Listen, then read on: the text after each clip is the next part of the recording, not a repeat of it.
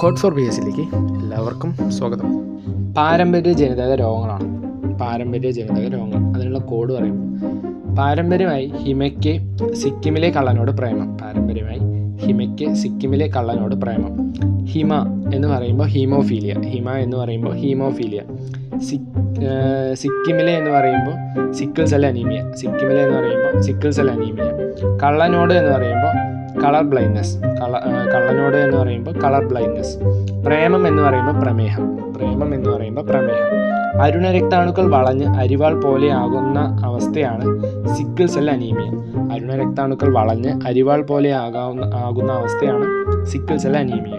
അരുണരക്താണുക്കളുടെ ആയുർദൈർഘ്യം 120 ദിവസം.